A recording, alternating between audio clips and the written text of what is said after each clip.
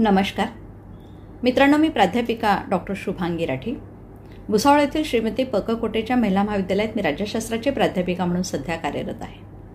आपण निवडणूक व्यवस्थापनाच्या संदर्भात मागच्या भागामध्ये 20 प्रश्नांचा विचार केलेला आहे. मित्रांनो, या भागात आपण पुढच्या 20 प्रश्नांचा विचार करणार आहोत. तर मग प्रश्न क्रमांक 21 बघा, कारण मी 20 प्रश्न आपण मागे बघितले. प्रश्न क्रमांक 21 काय विचारले ते लक्षात घ्या. निवडणूक आयोगाला निवडणूक व्यवस्थापन करताना खालीलपैकी कोणत्या जबाबदाऱ्या पार पाडाव्या लागतात? म्हणजे इलेक्शन कमिशनला कोणकोणत्या रिस्पॉन्सिबिलिटीज किंवा फंक्शन्स करावे लागतात, या ठिकाणी त्याचा विचार करायचा आहे. मित्रांनो, इथे पर्याय बघा. निवडणूक कार्यक्रम घोषित करणं ही जबाबदारी आहे का?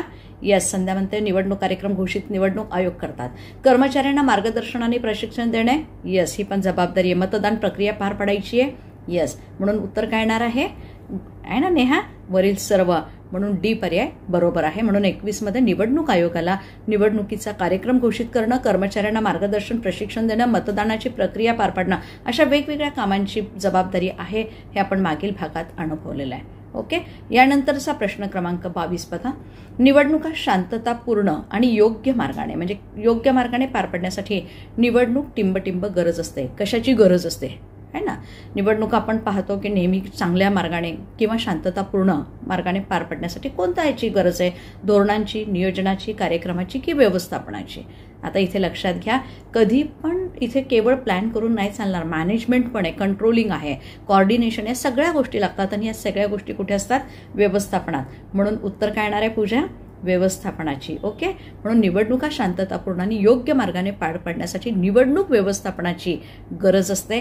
हा पॉईंट इथे लक्षात ठेवायचा आहे. म्हणून पर्याय आहे डी. यानंतरचा प्रश्न क्रमांक 23 बघा. टिंबटिंब शांतता आणि कायदेशीर मार्गाने राजकीय परिवर्तन घडवून आणणारी प्रक्रिया आहे. म्हणजे आपल्याला आता आपण पाहतो की आपल्याकडे काही बदल करायचे, म्हणजे पॉलिटिकल चेंजेस आणायचे, राजकीय परिवर्तन आहे. आणि हे घडवून आणण्यासाठी कोणत्या मार्गाने? शांततेच्या आणि कायदेशीर मार्गाने, म्हणजे सनदशीर मार्ग ज्याला आपण म्हणतो. त्यासाठी कशाची गरज आहे? निवडणुकीची, राजकीय पक्ष, दबावगट, जातीय संघटना. कोणता पर्याय बरोबर येणार आहे? निवडणुका. कारण आपण पाहतो इलेक्शनने यावर्षी आपण जे प्रतिनिधी निवडून दिले ते आपल्याला नाही आवडले, तर आपण पुढच्या वर्षी दुसरे नवीन घेणार आहे ना. म्हणजे यावेळेस ज्यांना निवडून दिलं आणि त्यांनी जर आपलं काम नाही केलं तर त्याच्यात बदल करण्याच्या दृष्टिकोनातून आपण पुढच्या वेळेस त्याला निवडून देणार का? मग हा लीगल वे आहे, ज्याला आपण शांतता आणि कायदेशीर मार्गाने आपण पॉलिटिकल चेंज करतो, राजकीय परिवर्तन करतो. आणि ही घडून आणणारी प्रक्रिया म्हणजे ही इलेक्शन आहे. आणि म्हणूनच election is a soul of democracy, याच्यासाठी म्हटलं किंवा निवडणुकीचा आत्मा म्हणा, गाभा म्हटलं. मित्रांनो, प्रश्न क्रमांक 24 बघा. मतदान नोंदणीसाठी आता तुम्हाला रजिस्ट्रेशन करायचं आहे, तर आवश्यक असलेली पात्रता सांगा. आता वोटर म्हणून तुम्हाला जर आपलं नाव त्या ठिकाणी नोंदवायचं असेल तर मित्रांनो काय कंडिशन्स आहे? त्यामध्ये 1 भारताचा नागरिक असावा, बी मध्ये वयाची 18 वर्ष पूर्ण असावी. काय म्हणते नेहा? बरोबर आहे. 18 वर्ष पूर्ण झालं तरच आता मतदार नोंदणी, पण तुम्ही भारताचे नागरिक पण असले पाहिजे. ह्या दोन्ही कंडिशन आहे ना. म्हणून उत्तर काय येणार आहे? सी, वरील दोन्ही. म्हणून कधी पण लक्षात घ्या, जेव्हा आपल्याला मतदार नोंदणीसाठी अर्ज करायचा असतो ना, तेव्हा आपण भारताचे नागरिक आणि वय वर्ष पूर्ण किती पाहिजे? 18 वर्ष. मग आता 18 वर्ष झाले असतील तर नाव नोंदणार आहात ना? यस, आहे ना. मतदार नोंदणीसाठी कोणत्या घटना दुरुस्तीने वयाच्या अटीत बदल केलेला आहे? प्रश्न तोच आहे, मागे झालाय म्हणतात. बरोबर आहे, फक्त शब्दामधला बदल आहे. तर ही 61वी घटना दुरुस्ती, पर्याय ए. ओके. यानंतर प्रश्न क्रमांक 26 बघा. कोणत्या वर्षी ही 61वी घटना दुरुस्ती करण्यात आलेली आहे? असा हा प्रश्न आहे. म्हणजे आता इथे तुम्हाला प्रश्न वेगळा विचारलाय. कोणत्या वर्षी ही अमेंडमेंट झाली आहे? 61. आपण पाहिलं राजीव गांधी पंतप्रधान होते, मग 84, 92, 88, 2001. कोणतं वर्ष येणार आहे? बरोबर आहे, 1988 मध्ये. म्हणून 1988 मध्ये राजीव गांधी पंतप्रधान असताना 61वी घटना दुरुस्ती झालेली आहे. आणि ज्यातनं वयोमर्यादा किती झाली आपली? 18 वर्ष. 21 ऐवजी 18 वर्ष करण्यात आली. म्हणून उत्तर काय आलं बेटा? सी, 1988. यानंतर प्रश्न क्रमांक 27 बघा. खालीलपैकी कोणत्या मतदारांच्या अपात्रता आहे त्या ओळखा. म्हणजे आता एखादा वोटर आहे आणि त्याला आपण अपात्र केव्हा ठरवतो, त्याच्यासाठीच्या कंडिशन्स तुम्हाला विचारल्या. आता एखादी व्यक्ती जर मानसिकदृष्ट्या विकलांग असेल, म्हणजे थोडीशी वेडी आहे, चालेल का? नाही ना. वेड्यांना आपण मतदानाचा अधिकार नाकारलाय, म्हणून हे चालणार नाही. एखादी व्यक्ती दिवाळं काढलेलं आहे ना, तर मतदाराची ती अपात्रता आहे, दिवाळखोर व्यक्ती नाही चालणार. नंतर निवडणूक गुन्ह्याखाली भ्रष्ट मार्गाचा अवलंब केल्याने जर ती गुन्हेगार ठरली असेल तर अशी व्यक्ती चालत नाही. बरोबर आहे ना. म्हणून पर्याय काय ते बरोबर आहे. वरील सर्व सायले म्हणते मॅडम, वरील सर्व लिहा, आहे ना. म्हणून खालीलपैकी कोणत्या मतदाराची अपात्रता? मित्रांनो इथे लक्षात घ्या, आपण वोटर आहे आणि वोटर म्हणून आपण जेव्हा वेडे असू ना तर आपल्याला तो अधिकार नाही. आपलं दिवाळं निघालं तर त्यावेळेस आपण निवडणूक लढवण्यासाठी अपात्र असतो. या सगळ्या गोष्टी इथे लक्षात ठेवायच्या आहे. मित्रांनो प्रश्न क्रमांक 28 बघा, मतदार नोंदणीसाठी आता तुम्हाला ॲज ए वोटर म्हणून नोंदणी करायची आहे तर संबंधित नमुन्याची नावे आहे ना, नमुना फॉर्म तुम्हाला भरावा लागेल. तर कोणता नमुना फॉर्म भरायचा आहे? आता नोंदणी करायची असेल, नावामध्ये बदल करायचं असेल किंवा तुमचा ॲड्रेस चेंज झाला आहे तर त्याच्यासाठीच्या ह्या सगळ्या गोष्टी आहेत. म्हणून मतदार नोंदणीसाठी किंवा त्याच्यामधल्या सगळ्या बदलासाठी तर मित्रांनो इथे मतदार नोंदणीसाठी संबंधित नमुन्याची नावे 6, 7 आणि 8 तिन्ही आहेत. म्हणून उत्तर काय येणार आहे? वरील सर्व. आता मग 6 कशासाठी, 7 कशासाठी, 8 कशासाठी असाही प्रश्न आपल्या मनात निश्चित आला असणारच आहे. त्याचं उत्तर आपण पुढच्या प्रश्नात पाहणार आहे. आता मतदानाच्या दिवशी टिंबटिंब प्रतिबंध करण्याच्या उद्देशाने छायाचित्र असलेल्या मतदार याद्या तयार केल्या जातात. आपण पाहिलं आता जे वोटर लिस्ट आहे त्याच्यावर आपला फोटो असतो आहे ना. तर त्याच्या मागचा उद्देश काय आहे की फोटो लावण्याच्या मागे की इथे लक्षात घ्या, गुन्हेगारीस प्रतिबंध करायचा आहे, भ्रष्टाचारास प्रतिबंध करायचा आहे की तोतेगिरीस प्रतिबंध करायचा आहे की यापैकी नाही? काय म्हणते? तोतेगिरीस, म्हणजे कुणीही कुणाच्या जागेवर मतदान करणार नाही म्हणून तो फोटो आहे. याला आपण भ्रष्टाचार नाही म्हणत, गुन्हेगारी नाही, तोतेगिरी. म्हणजे आपण काय करतो, एखाद्या व्यक्तीच्या जागी आपण मतदानाला जाणार ही गोष्ट चुकीची आणि या दृष्टिकोनातनं तोतेगिरीसाठी प्रतिबंध करण्याच्या उद्देशाने आता फोटो लावले आहेत. म्हणजे फोटोवरनं लक्षात येते की व्यक्ती ती आहे की नाही, कारण अधिकाऱ्यांना काय माहिती असतं ना. म्हणून इथे सी उत्तर हे बरोबर आहे की मतदानाच्या दिवशी तोतेगिरी प्रतिबंध करण्याच्या उद्देशाने छायाचित्र असलेल्या आता मतदार याद्या तयार केल्या जातात. ओके. यानंतरचा प्रश्न क्रमांक 30 बघा, खालीलपैकी कोणती प्रसार माध्यमे आधुनिक काळातील नाही ते सांगा. म्हणजे आत्ता आपण पाहतो अनेक म्हणजे प्रसार माध्यमे आलेली आहेत, पण हे आधुनिक नाही असा हा प्रश्न आहे. कोणतं आधुनिक नाही? फेसबुक, व्हॉट्सॲप, इंस्टाग्राम, वृत्तपत्र आहे ना. एकदम सोपं आहे. म्हणा वृत्तपत्र हे जुनं आहे. आधुनिक काळामधले हे फेसबुक, व्हॉट्सॲप, इंस्टाग्राम हे आता किती डेव्हलप झाले आहेत ना. म्हणून इथे उत्तर काय येणार आहे बेटा? आधुनिक काळातील नाही ते वृत्तपत्र. ओके. यानंतर प्रश्न क्रमांक 31 बघा, निवडणूक ओळखपत्रात खालीलपैकी कोणत्या माहितीचा समावेश नसतो? आपण पाहतो की आपल्याला आयडेंटिटी कार्ड दिलं जातं, इलेक्शनचं आयडेंटिटी कार्ड. तर याच्यामध्ये आपल्या कोणत्या बाबीचा समावेश नाही? एक, मतदाराचं नाव, वोटरचं नाव आहे ना, यस, आपलं नाव असलंच पाहिजे, त्याच्याशिवाय आपलं आय कार्ड कसं काय कळेल? नंतर आपल्या बँक खात्याचा क्रमांक लागेल का? वय आणि लिंग. वय लागतं म्हणे, लिंग पण लागतं, पण बँक खात्याचं नाही. म्हणून कोणतं उत्तर येणार आहे? बी. म्हणून प्रश्न क्रमांक 31 मध्ये निवडणुकीचं जे आयडेंटिटी कार्ड तुम्ही जर बघितलं असेल तुमचं झालं तर, किंवा आईवडिलांचं बघा, त्याच्यामध्ये बँक खात्याचा क्रमांक तुम्हाला सापडणार नाही. म्हणून इथे कोणत्या माहितीचा समावेश नसतो? तर बँक खाते क्रमांक. म्हणून उत्तर आलं बी. प्रश्न क्रमांक आता इथे 32 बघा, की मतदाराची ओळख पटवण्यासाठी खालीलपैकी कोणते पुरावे ग्राह्य मानले जातात? म्हणजे तुम्हाला जर एखाद्या ओळख, आता आपण मतदानाला जातो त्यावेळेस आपल्याकडे इलेक्शन कार्ड असलंच पाहिजे, पण ते नसेल तर आणखी कोणतं ओळखपत्र म्हणून आपण पुरावा म्हणून या ठिकाणी ग्राह्य मानलं जातं असा हा प्रश्न आहे. मित्रांनो इथे लक्षात घ्या, आपल्याकडे जर पॅन कार्ड असेल ना तरी आपल्याला मतदान करता येतं. आपल्याकडे वाहन परवाना असेल, लायसन असेल ना गाडीचं, तर ते पण आपल्याला चालेल. इलेक्शनचं ओळखपत्र असेल तर नो प्रॉब्लेम, तो तर अगदी ग्राह्यच आहे. आणि म्हणून इथे वरील सर्व हे उत्तर एकदम बरोबर आहे असं स्नेहा सांगताय. मॅडम वरील सर्व, कारण पॅन कार्ड पण चालतं, आयडेंटिटी कार्ड चालतं, किंवा इतर कोणतेही असेल ना तुमच्याकडे जे ऑथेंटिक तुमच्याकडे पुरावे आहेत ते तिथे चालतात. म्हणून वरील सर्व हे प्रश्नाचं उत्तर बरोबर आहे. ओळख पटवण्यासाठी जेव्हा आपल्याकडे इलेक्शन कार्ड नसेल ना तर आपण पॅन कार्ड आहे किंवा आपलं लायसन असतं ना गाडीचं, ते पण आपण दाखवून आपलं मतदानाचा हक्क आपण बजावू शकतो. यानंतर प्रश्न क्रमांक 33 बघा. प्रश्न क्रमांक 33 मध्ये काय विचारलंय, उमेदवाराला आपल्या नामनिर्देशन अर्जात खालीलपैकी कोणती माहिती देणे आवश्यक आहे ना. आवश्यक असते. म्हणजे आपल्याला जर उमेदवार आहे, उद्या आपण निवडणूक लढवणार आहे आणि आपल्याला नॉमिनेशन फॉर्म भरायचं आहे, तर कोणती माहिती देणे आवश्यक असते? त्याच्यामध्ये बघा, पहिलं ए दिलंय शैक्षणिक आणि वैयक्तिक पात्रता, बी मध्ये दिलंय जंगम आणि स्थावर मालमत्ता, त्यानंतर सी मध्ये काय दिलंय, शासकीय थकबाकी नसल्याचे प्रमाणपत्र आणि वरील सर्व.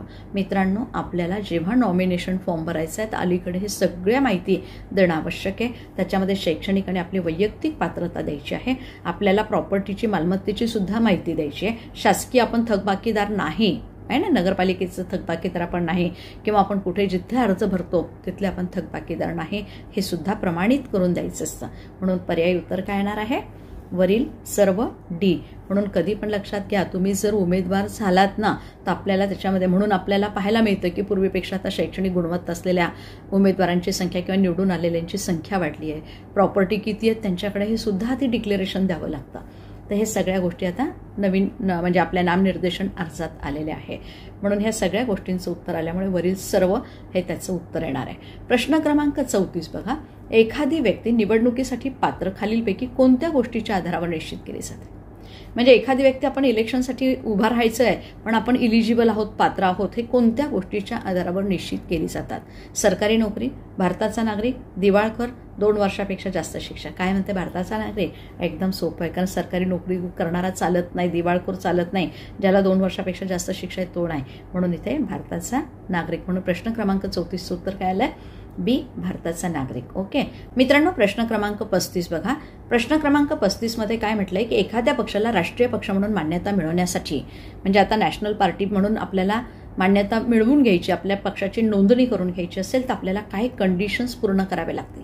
कारण आपण पाहतो आपल्या भारतामध्ये राष्ट्रीय पक्षांची संख्या कमी आहे, प्रादेशिकची जास्त आहे. मग राष्ट्रीय पक्ष केव्हा म्हणून मान्यता मिळते? तर पर्याय नीट वाचा. विधानसभा किंवा लोकसभा निवडणुकीत त्या पक्षाला 4 किंवा जास्त राज्यांमध्ये वैध मतांपैकी मिनिमम 6% मते मिळावायला हवी.